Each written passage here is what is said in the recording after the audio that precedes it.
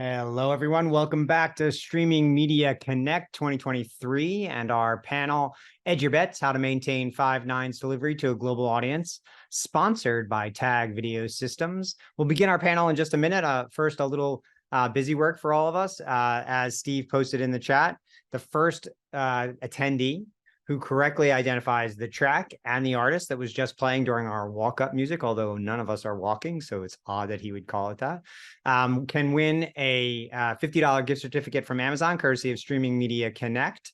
But not only do you have to name the track and the artist, but you have to be here at the end of the panel. So you have to be in it and present to win it. Secondarily, we want you to circle the date and save the date. Next May 20th through 22nd, 2024, right here in New York City. And I say here because that's where I am. Right here in New York City, we're going to be doing Streaming Media NYC, IRL, at the Intercontinental Barclays Hotel in Manhattan. It's going to be awesome. There's going to be panels and keynotes and get-togethers and networking and maybe even a battle of the bands, I hear. But you need to save those dates right now. And also, we're taking submissions for speakers and panels. Steve will put the link in the chat. Also, all the content, we've had great week of programming from Monday through today. This is our last day. We've got a full day of programming today. But all of the panels and all of the keynotes from this week will be and are starting to go up on Streaming Media's YouTube page. Again, Steve will put that link in the chat.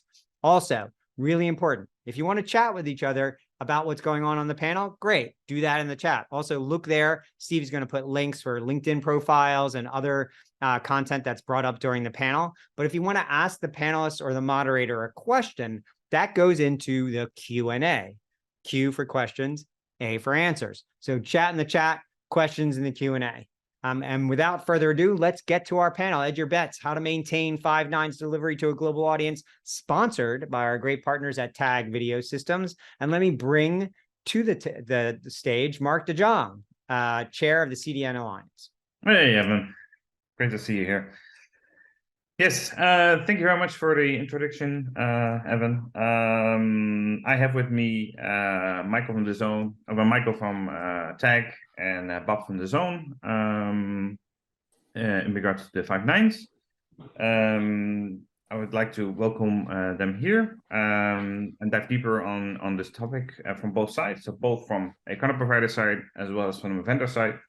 To give the audience some context, Bob and Michael, could you tell a little bit about your company and also your position that you have within the company, your background, just for them to get a little more context about who is on the panel today. Can I start with you, Bob? Yeah, hi everyone. So I'm Bob Hannent. I am a principal architect at DAZN, looking after technical operations and infrastructure architecture, which means everything. But most of my worry is about infrastructure and security. Although within DAZN, I also look after many other things as well. But for those of you who don't know DAZN, we are a major player in the sports streaming arena. We're the largest sports broadcaster in Japan, in Italy. We have the majority of the football rights in Italy, and we're in every other market as well with a wide range of sports. I think we have over 100 different sports, and we produce a vast quantity of media every week that people can get out of both PPV for boxing and subscription-based football and everything. And we're also the main provider for NFL Game Pass International now as well. Lots of sports. Great, thanks, Bob. Michael, Tag Video Systems been around for what, 15 years now, especially in regards to program monitoring, etc., QoS. Could you give a little background on Tag Video Systems for people to be aware and what you do within the company? Yeah, sure. Bob, I had no idea there's more than 100 sports exist. I thought there's, football and hockey, that's all. But yeah, so indeed, Tag has been around for over 15 years. And in those 15 years, our focus has been entirely on providing software-based solutions and IP-based solutions for probing and monitoring and visualization of video. We're helping the M&E industry with whether to different customers in different segments of the industry, whether it's production, play out, or distribution. So entire complete workflow, glass to glass, we can say. We really focused on giving the operators and engineers who are using our products a clear insight into their video data. We're helping them do that through in-depth analysis, real-time monitoring, real-time in-depth probing, etc. And we'll talk about this later in details. So what exactly is TAG? TAG is really comprehensive video platform that combines best-in-breed multi-viewing functionality, video analysis, video probing, video quality measurements, and data analytics. And we support all kind of video streaming formats, anything from uncompressed to compressed, and any video codec that is being used in broadcast today. I personally joined TAG just over a year ago, and I'm bringing my own 15 years of experience from the monitoring field. My background is product development and system engineering. And last 15 years, I worked closely with M&E customers worldwide, helping them design and implement monitoring solutions, specifically with focus on distribution applications. Good. Thank you, Michael. Bob, gonna start with the obvious. Getting 5 nines with a single CDN, that's basically an utopia, if you think about it. So as everybody knows, DAZN, but also I think more than 60% now of all the bigger kind of providers are relying on multi-CDN to do this. Is that working in terms of line of defense of using multiple CDNs to get close or get to the 5 nines? Bob? Yeah, I think we couldn't do it any other way to the scale that we're at. There are occasions where you want to narrow it down. If you've got something that's low consumption, we do competitive fishing and we do competitive lumberjacking. So if something has a low viewing audience, you can get a better delivery out of a single CDN. But the moment that you start to get to really popular content, Italian football, you cannot go without having multi-CDN, and you also don't want to. It's not just about the individual CDN capacity in each market, which is a problem. You know, we have to go into each weekend knowing how much capacity each CDN can give us in each location, even worrying about individual ISPs. And we have a team of people who worry about that. But the other thing is, you don't want to get caught out. The worst thing that can happen is Apple makes a software release. A new game is released on Steam. You get caught by something happening on Xbox. There's another streaming event. You know, maybe there's another streaming media connect that's sucking up all the bandwidth because everyone in the world is watching it. You've got to be really careful. So the bandwidth and the geography of the internet can change, even during a game. It can change. So you need that vendor resilience. You need the ability to change direction. But you also got to worry a bit about, so a lot of people have dealt with VOD delivery. VOD's easy. We always say Netflix has got it easy. If you're delivering static or quasi-static elements and you're used to doing that, that's great. But when you're trying to deliver VOD, so when you're trying to deliver live, everyone is watching at the live head. And everyone is asking for the same file at the same second. And that creates massive inefficiencies in the CDN. So it means your callbacks and your requests back to your origin, the intermediate parts in the CDN just don't know that the request has already been made. You know, even the same process in the same machine in the same node doesn't know that the same request has got, you've got these race conditions that go on, and that means you do need a lot more capacity all the way through the supply chain than you'd think you need. You know, it can be by a factor of over 5 times more capacity that you need than you think you need. Yeah, just to add here, I'm not sure if you can add on this, but having multiple CDNs also stresses more in terms of your middle caching layer and your origins, because you have more requests back. Yeah, correct? Yeah, and that where I'm going with all the different steps back, right back to your origin cache. You know, your origin caches have to be bigger. Your grandfather tier is getting hit more and more. So the map all the way through the supply pipeline, you can get hit. But as I say, if you apply multi-CDN where you don't need it, you also get inefficiencies in your system. Good to hear the balance between the two. Michael, what do you see with your customers that are using single CDN versus multi-CDN? Do you see any differences in what you see in monitoring, probing, quality issues, etc.? Yeah, I see a huge difference, especially in how they monitor those environments, right?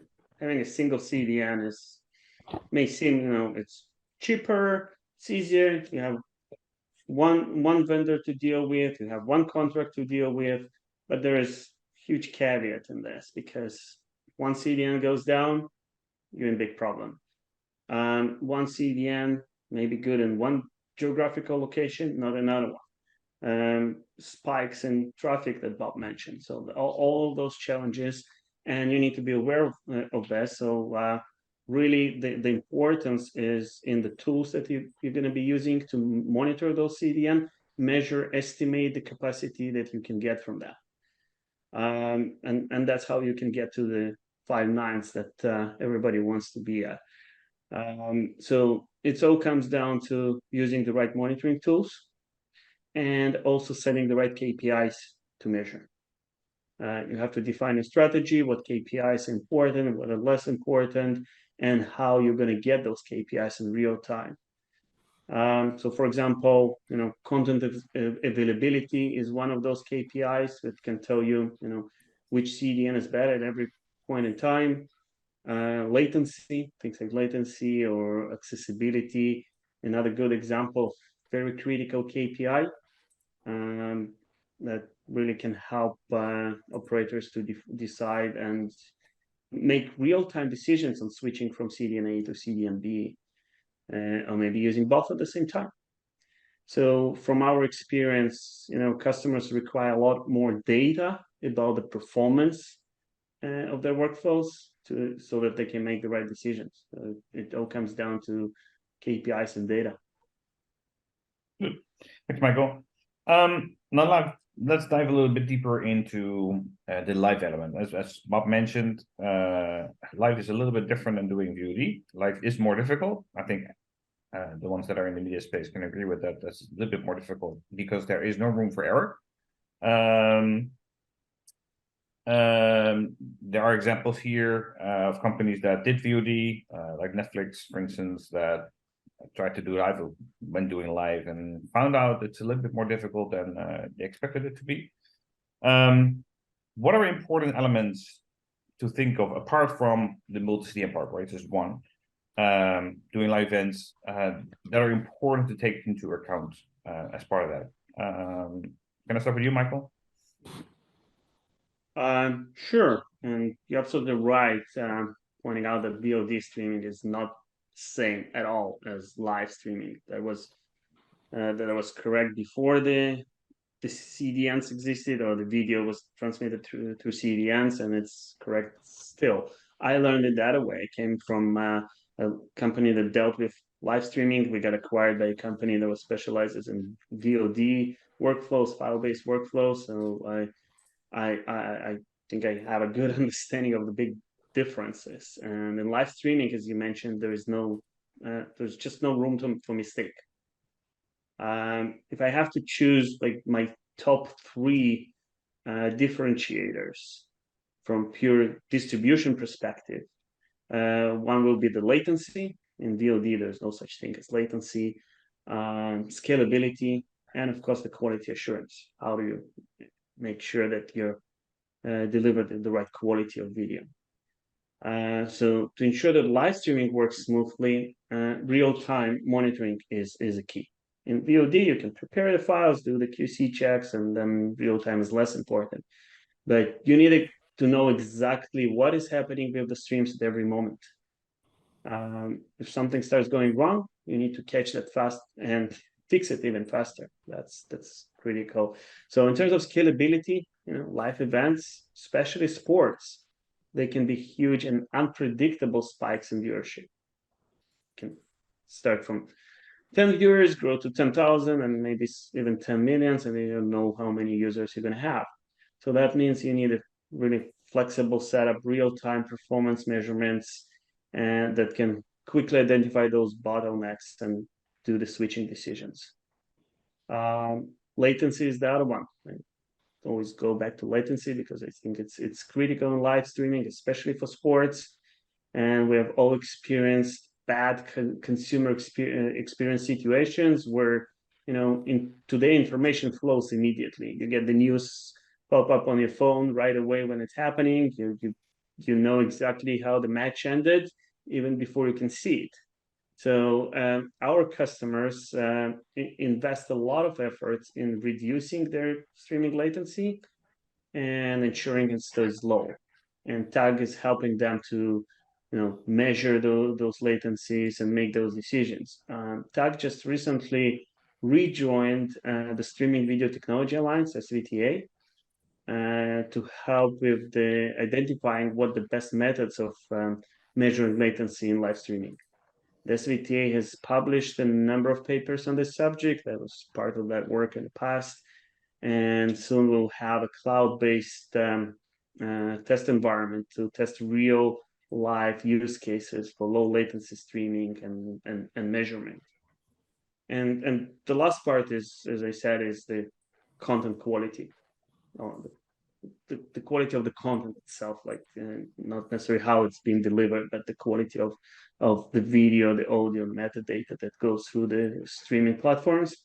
So you need to make sure that this video stream gets your audience at the highest quality possible, without any delays or buffering, things like that. And that means, first of all, choosing the right formats, codecs, reducing the bitrate as much as possible without losing quality, and for that, you need the monitoring solution in place as well, right? So have the right tools with very practical and actionable KPIs is the key.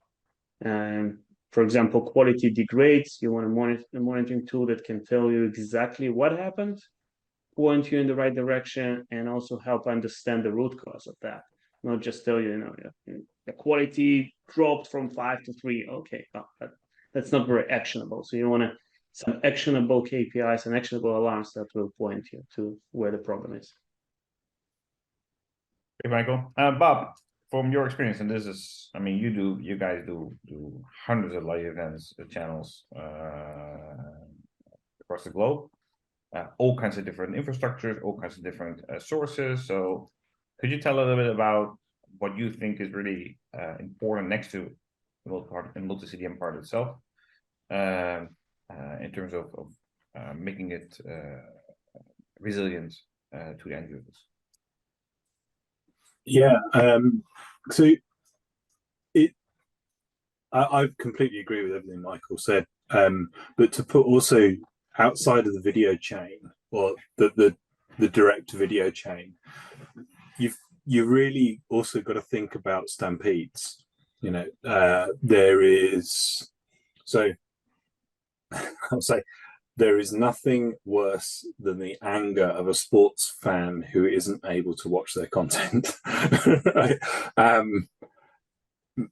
Maybe if you fail to publish Game of Thrones properly, there will be an issue, an equivalent, perhaps, passion. I'm not convinced. I'm not convinced that I think 99% of the time, if you can't watch the piece of VOD you want, you'll find something else. If you have decided the appointment to view is that game, you've got to deliver it.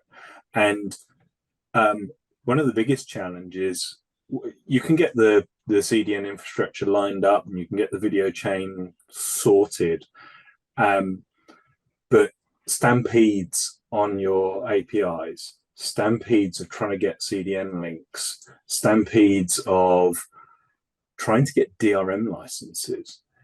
If you have got people all clicking on the tile at the same time, or worse still, you have a glitch in the CDN and people rotate, or your system rotates synchronously. That, and if you haven't got the client set up right and it hasn't cached the DRM key, I've seen 40,000 requests in 2 seconds to the back end, and going from a baseline of less than 500. So that kind of ramp up, people talk about auto scaling. Auto scaling does not work most of the time, and that's a really generic statement, a broad statement, but you have to be really careful about auto scaling. But we have multiple regions located around the world, so that so that load can shift, traffic can shift. If something happens, are you maintaining that geographic diversity that you need, and keeping all your eggs in one basket? Usual problems. In order to maintain that reliability that we get in our head ends, we have 2 main head ends, 2 secondary, up to 1 or 2 secondary head ends, and a disaster recovery head end. By head end, I mean the encoder and packager and all that stuff. So that is a very high level of resilience, and all that needs to be monitored as well. So are you monitoring the level to the level which you need on that? And there's another element of do you want them to be coupled, or do you want them to be decoupled? How do you want to ensure that impact on one system doesn't have an impact on another? Good. Interesting. Let's dive a little bit more deeper into the fact that you mentioned redundancy, right? So having parallel streams, parallel workflows, actually, including failover, which is, I think, as important. Just having the redundancy is one, but the failover clashes, whatever reason, you still have an issue, which is very, very complicated, especially having 2 different workflows, and also monitoring that, making sure you are able to switch at the right time, at the right moment. It's extremely difficult. If you look at the workflow up to the CDN in general, how do you really ensure redundancy, failover, making sure you make the right decision of failover at the right time, and also don't have switch back and forth, which I've also seen happening in different occasions. Can you highlight a little bit on how you do this on your end, Bob? Yeah, so automatic failover is something that we shy away from.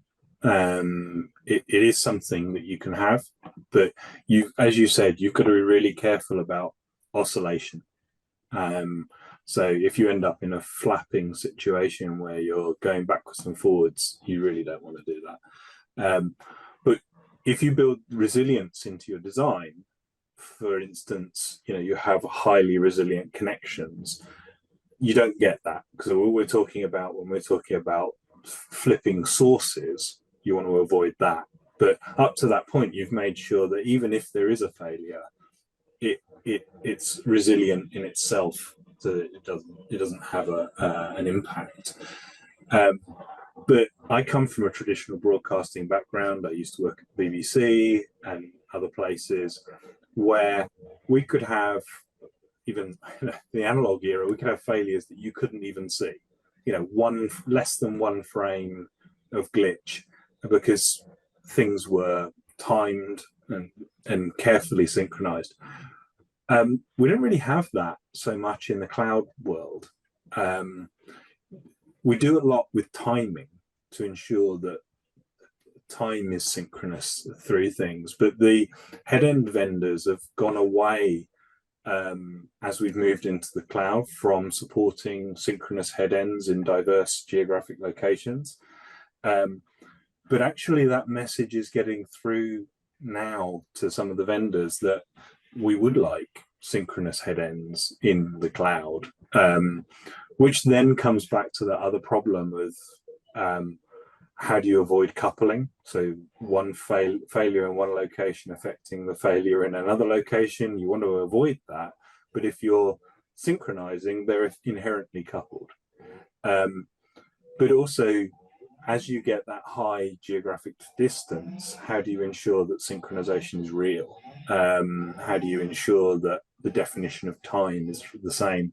And so making sure that your sources of time are reliable and the sources of time in the stream, and that you're measuring accurately what each thing is being, because the worst thing you could have is a stream switching between the two head ends and time jumping backwards and forwards. And yeah, so time and monitoring. Michael, what's your take on this from your perspective? And you do this with multiple customers, a lot of customers. So you see different setups, different the monitor, and also the impact of that. What's your take on this? I agree with Bob's statements. Automation and switching, especially CDN switching, is something maybe from the future, not too far future. Maybe if AI ML tools become smarter than humans and they can make the right decisions when it's really needed, then we'll see that more and more automated. But yes, redundancy it's like a spare tire in the car. You don't have a second car with you, right? So you can't afford to have fully redundant everything, but you have certain spare parts in your car. So if one tire goes flat, you just switch it to another tire, because tires are the ones that usually go flat, and other parts, well, they may break, but not that often. So you need to identify what parts are more sustainable to, or more prone to fail. So how do you ensure that everything stays in sync and switches seamlessly? Bob mentioned time synchronization. We're working with a number of partners on helping them enable better time synchronization technologies, especially in the cloud. On-prem inside the same data center, we have very well time synchronization mechanisms today, PTP, but PTP doesn't work in the cloud today. So we're actually working on a project with another vendor to enable PTP distribution inside the cloud environments. And again, it brings me to the point, it's constant monitoring, knowing that something went wrong, something happened. It's looking for all the aspects of video quality, being in the content quality, so you can make a switch between the video sources if something happened. So the content quality itself, video, audio, metadata, it's the quality of streaming, quality of delivery of servers, name it whichever way you want. And of course, the quality of experience, right? You can collect that in real time with different tools and know what exact experience your customers are having at that point.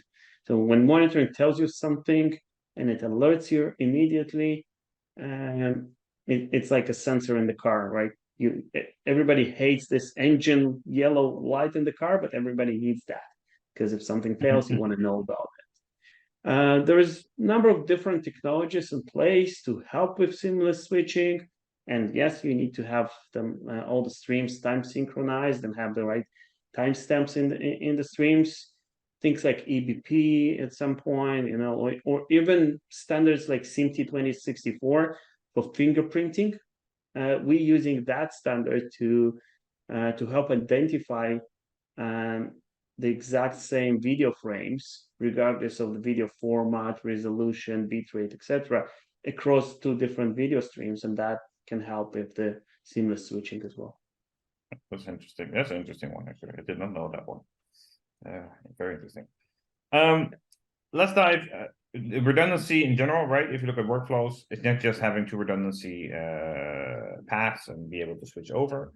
Nowadays, people also rely on different vendors at the same time. So apart from the 2 tracks, we also need to make sure that if something breaks from one vendor, it doesn't break on both sides, and then you still have an issue. So we now also have the addition of multiple vendors. I think this is, in the broadcast, this is very normal. I know this.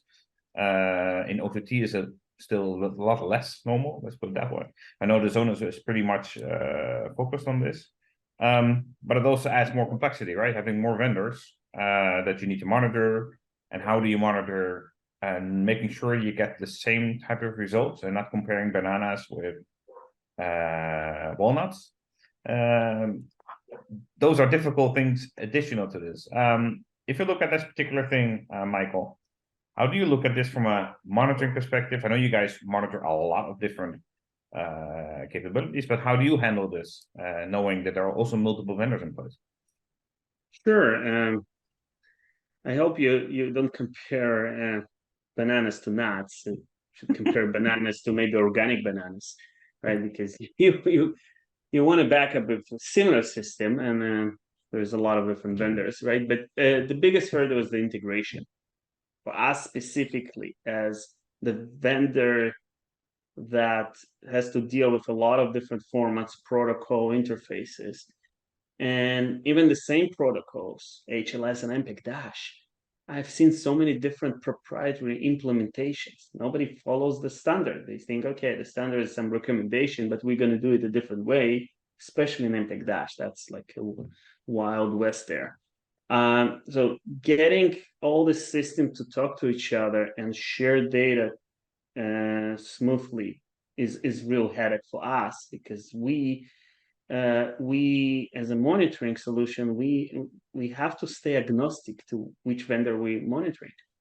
We cannot rely on what they report, and we have to support all kind of different types of implementation of those protocols, right? So we have to stay on the sidelines and look at the video streams, the actual data streams, as they are going through the network, without really relying on critical elements themselves, or the elements in the critical path, so that we can properly tell you with 100% certainty when something goes wrong, right?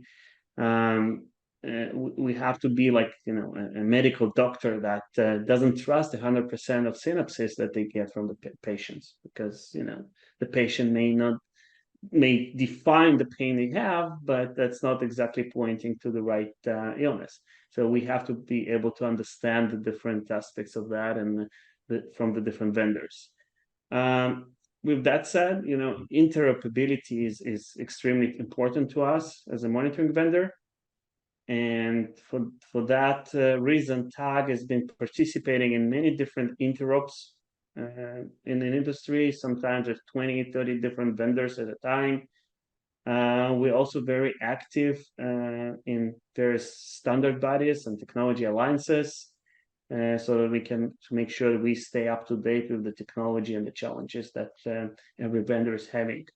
For example, TAG is an active member of SRT Alliance, SIMT, soon SVTA, and many others. Good. Bob, what's your take on this from a practical standpoint from DAZN?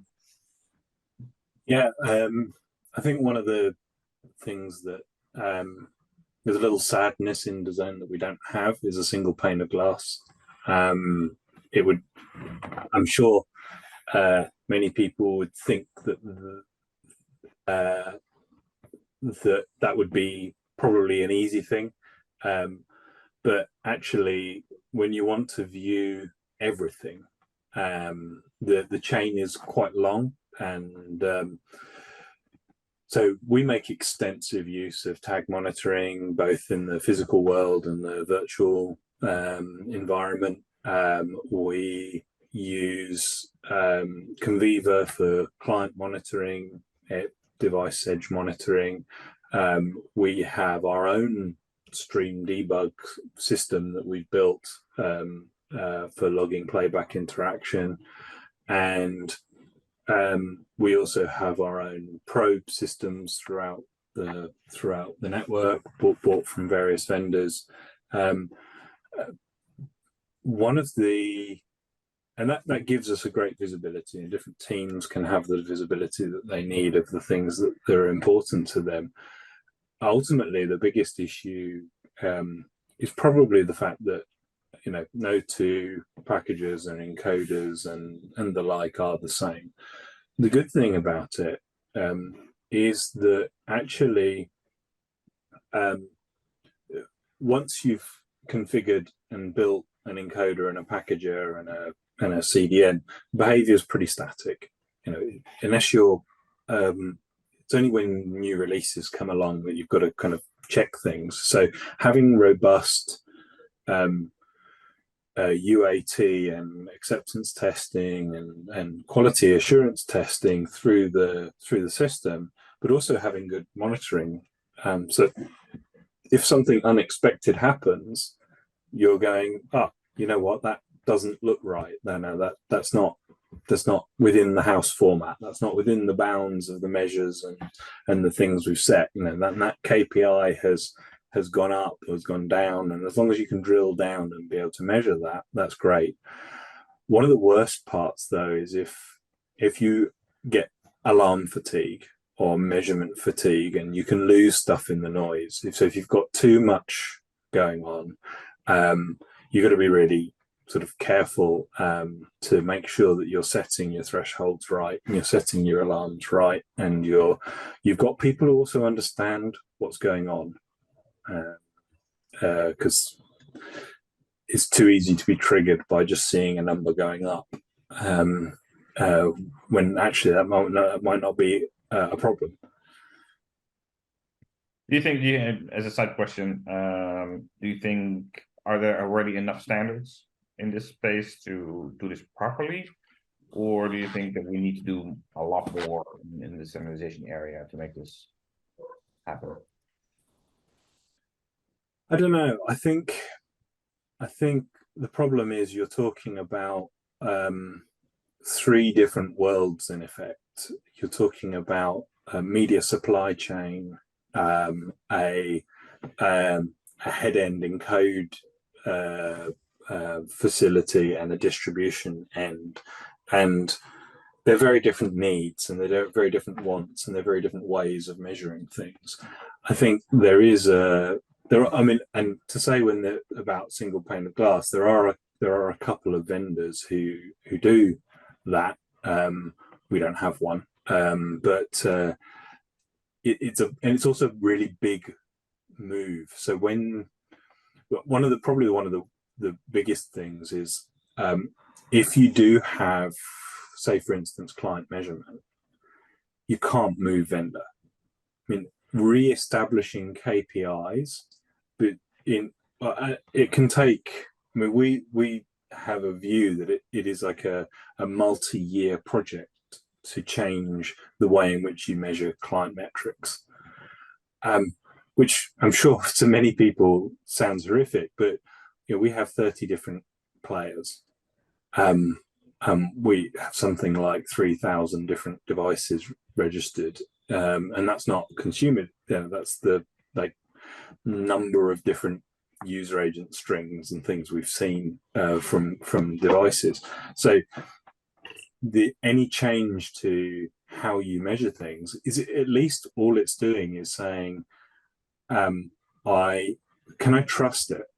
Can I be assured that when it says that I've got this, and you know, what's my HD rate, so what's my consumption of HD and things like that, how do I know that that's real? So you've got a baseline every new client again. I've got a baseline. So if I'm changing there's a lot of stickiness with vendors. Sometimes you stick with vendors because they're good, like Tag. Sometimes you stick with vendors because there's too much inertia to move away from them. And I'm not going to say who that would be, but and I don't think anyone is obstructing that, but maybe CMCD and those technologies will change that.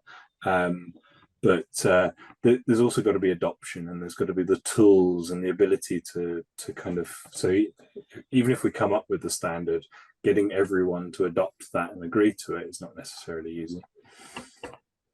Good. So let's have a little bit on the distribution in operator networks. In this case, how to monitor this, etc. So, of course, multi-CDN is one option. DAZN, also other players use a hybrid model where they also have their own CDN as part of the mix. There are capabilities of delivering into ISP networks directly on top of their own CDN that they have, with using deep caching, for instance, capabilities, or using multicast ABR, which is also used in some occasions. Even within ISPs, I already know within operators, some even have multiple different CDN technologies running, so they don't even rely on a single CDN vendor anymore, but have that redundant within the network. All those different types of delivery, right? Different ways, your third-party CDNs, your own CDN, offloading directly into an ISP CDN, a multicast ABR. That's getting complicated. How do you monitor that with all of them? Of course, from a player side, I think that's an obvious question. That's one element, but then how do you monitor all of them to get the same results, understand where things go wrong, where things can go better, etc. Bob, can you highlight a little bit on this? The good thing is that the more technology changes, the more it stays the same. Ultimately, so we have deployed a CDN in partnership with mainstreaming, which has been amazing for our metrics and getting us additional capacity where traditional CDNs weren't available to do it.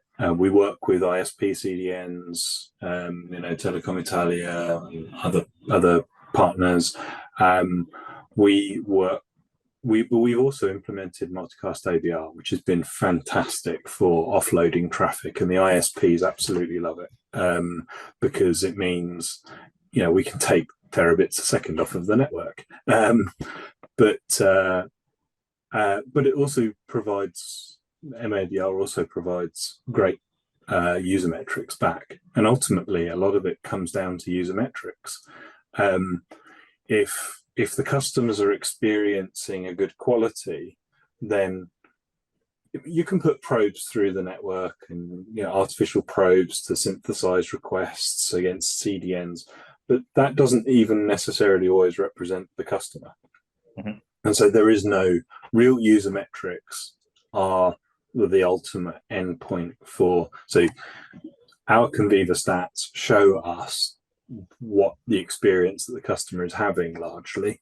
And so even when we introduce multicast ABR, or when we switch to having our own CDN or ISP CDNs, we see the comparable metrics, and having the ability to use those tools to see the differences, to be able to say, oh, there's a difference between the experience that they had there, or they got a 0.1% advantage by using this other system. That still stands out, but it's not also. We take not only just the metrics that come through the portals that we get from vendors, we also take back-end information out and analyze that through data teams so that we can get more data crunching than you can get in real time, more in-depth analysis to be able to prove. Sometimes it's not the real-time metrics that you want to analyze, but the offline metrics can provide you as much insight. How do you look at this, Michael, from your point? So there's a number of subjects that you brought up. First of all, the multicast ABR part. Yeah, wow. It's so about creating the right standards, right? So I think the diversity of different implementations and not having the common standards is really not helping here. For example, I'm aware of at least 3 different implementations of multicast APR from 3 different vendors and not a single standard in this space, right? So it really just shows an additional value of all those technology alliances and standard bodies that can help standardizing things, how they're being used, and how they're being monitored so that we all can talk the same language. At the same time, it's the real question here is how do you really, what is the approach to monitor the distribution network? And I think it comes down to 3 different methods of let's call them monitoring. First of all, it's the monitoring itself. Think of monitoring as, security cameras all over. You have information coming from different places, from different locations, and you look at the data all the time, and you keep an eye on everything that's happening. In context of CDN, monitoring means constantly watching and your network to make sure everything is running as it should.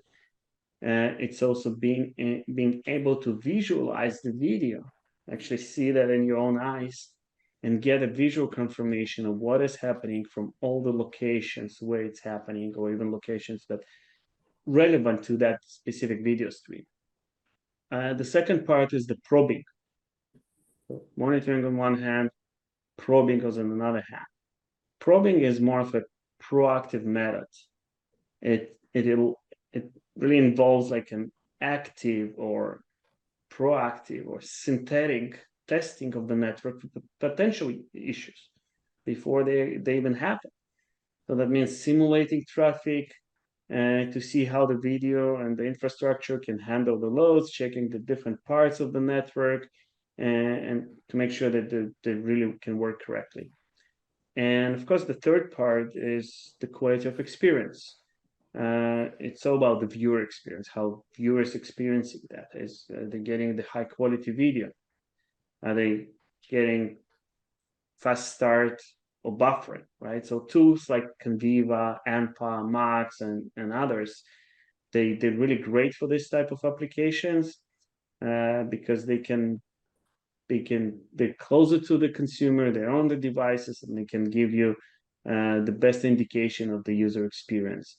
It's really like having a feedback questionnaire at the end of a support session, and that you collect this feedback questionnaire from everybody that you're interviewing. And so I think the point I'm trying to convey here is that each method has its own benefits and goals. And when it comes to applying those 3 methods, it's really about the combination. So in my experience with customers, the best approach is combination of all 3 techniques: monitoring, probing, and quality of experience on the devices themselves. So that you can get as much data as possible, you can correlate the data, and the most important part, you can do that at scale. Probing may be harder to do at scale than quality of experience. So you get the best coverage from entire distribution workflow, or even traditional cable telco networks, right? When you're using combination of all 3 methods. Good, great. I'm gonna do a last question, small question, before we head to Q&A. There are a couple of Q&A questions, and that's in regards to the future. Let's put it that way. Everybody looks at edge computing, etc., which would mean that certain part of the workflow that we now have standardized in workflows up to the CDN actually might be executed on top of the CDN or on top of an edge compute capability, such as watermarking, DRM, etc., etc. That also adds more complexity in terms of how do you actually monitor this? How do you actually probe this? How do you actually get all the feedback on a QA element? What do you think will be the impact of that, and how would you envision monitoring, probing, etc., happening in that future, Michael? Well, no doubt that edge computing it's becoming crucial because of the amount of data that needs to be distributed and the geographical expansion. 10 years ago, it was very non-common to have the same company distribute content in multiple countries. Today, we see more and more companies just becoming more global.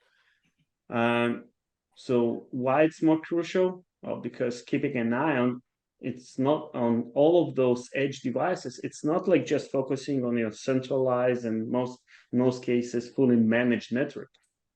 It's now you have a bunch of processes happening at the edge that you have no control over. You don't have control over the infrastructure.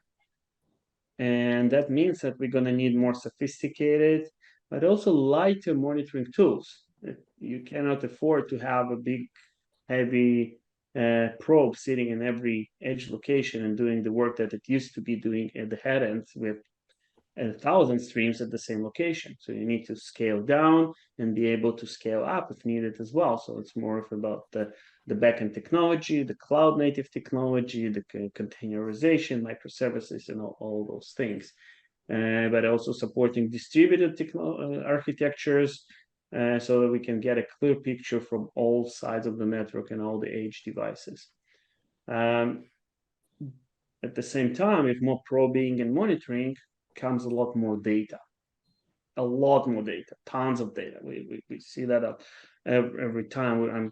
We're working on a big project right now with one of our customers, and just to collect and aggregate all the data from for all the video services, we're talking about terabytes of data every month.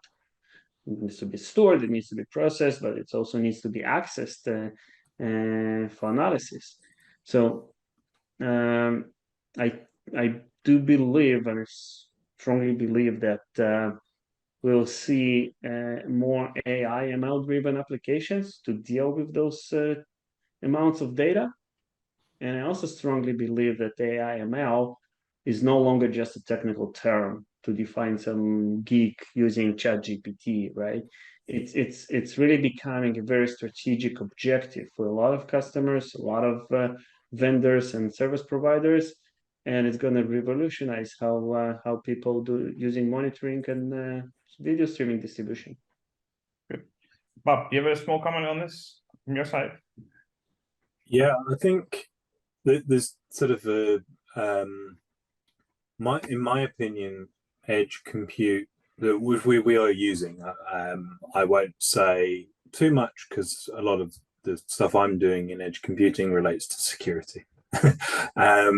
So I'm taking more than full advantage of the capabilities of some systems, but you've also got to be really careful when you go towards edge compute, because if you can imagine, I have a certain amount of CDN capacity in a market, and you can imagine like the fact that I need 5 different CDNs in a market can mean that we're stressing them.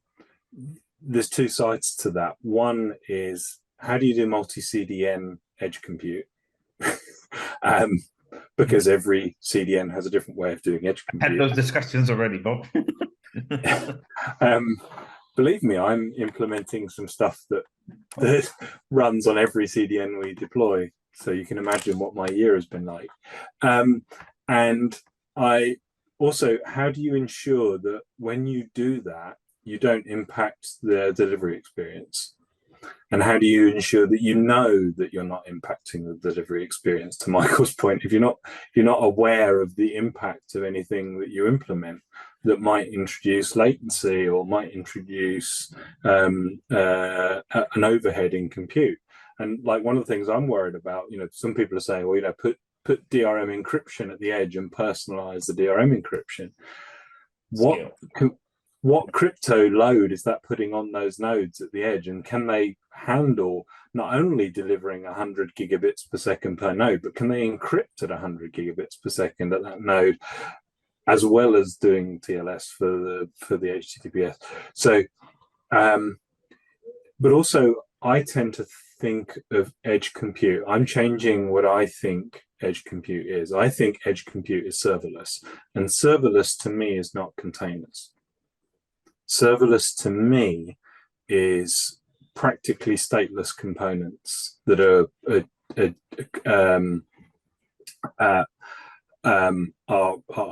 running just in their own, running in their own. So things like Fastly's Wasm Edge Compute product, computer edge product, just really is inspiring, and other vendors as well. I'm less enamored with multi-second containers or minutes and hours long containers sit at the edge doing stuff. I don't think that is what's needed in the long run, at least. Good. Thank you, guys. We'll just quickly go to Q&A, but we don't have that much time. So what I will do, I'll ask Steve to see if we can get the questions to you guys, whether you were able to answer them by email. But I have one which I think is a really relevant one for I think a lot of people actually, which I think is primarily interesting for Bob to answer here. One question of Beth Rosen: how many CDNs do you recommend? I know this is as many as you need. What I'll say is there's a threshold depending on your content delivery, which is if you have too many CDNs, you will impede your ability to deliver.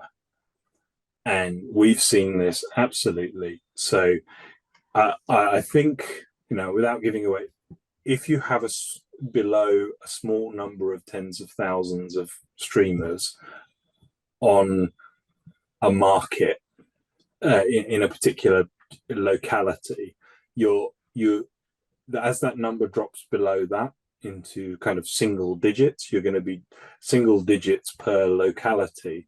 You're going to destroy the cache efficiency. You're going to destroy your distribution, and the numbers of just it exponentially gets worse.